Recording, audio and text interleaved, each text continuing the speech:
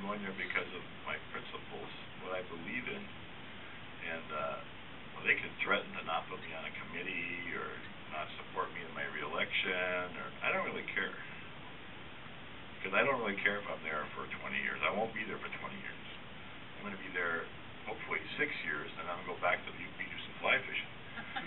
But I hopefully that the conservatives there, that we get together in this group of conservative freshmen, will be able to pull the leadership our direction and vote as a bloc and vow to each other that we're not going to be corrupted by the old boy system. But I was actually pretty enthused by the leadership I talked to, because they're just as anxious to bring things our direction. And they frankly say that when we were in the last time, we screwed up, and that we need to do it right this time. So I was pretty enthused by like Eric Cantor and Paul Ryan and Kevin McCarthy. I met those guys, and those are the three leaders of the Young Guns, and I like them. And I mean, they all seemed like they were on board with what I was thinking. So I mean, I was pleasantly surprised and enthused. They made me very enthused to see where they were coming from. Yes, ma'am. Why aren't you a VA doctor instead of in private practice? Oh, I am in private practice. I just help out at the VA on a part-time basis. Okay. Yeah, I've been in private practice for 27 years. We had our own business. I have 4 partners. But on a part-time basis, we help at the VA.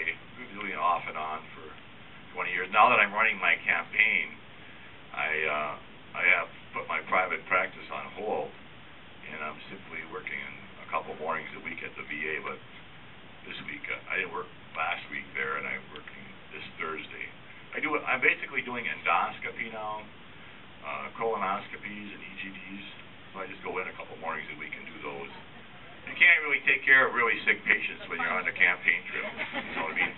You can't do a colon resection and leave the next day. Well, my brother is very involved with the VA, and all I hear is horror stories about what's going on with that socialized medicine. Well, one of the committees that I'd really like to serve on would be the Veterans Affairs Committee, because I think I have a lot of insight.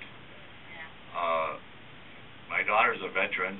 She's been trying to get her post 9/11 GI Bill benefits for the last 8 months, so she can start college.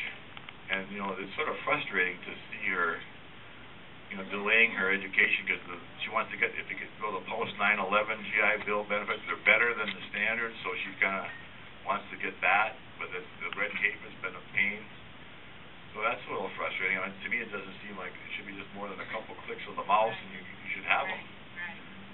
And then sometimes in the veterans, I have a lot of insight into the VA system, having worked there off and on for 20 years, and I think I can really contribute to the improvement of that whole system once I get there. Greg. Would you expand on one thing? Because I hearken back to the words of the great John Conyers, who said that I'm surprisingly remembering that when he got caught telling the truth, when he said, "What good does it do to read the bill of 1,000 pages? It takes 2 lawyers to tell you what it means, and they give you 2 days to read it." That's an important point because that will happen in Congress. Well, just expand real quick on what is your vote when they give you 2 days to read it? No. Well, because if we vote no on those bills,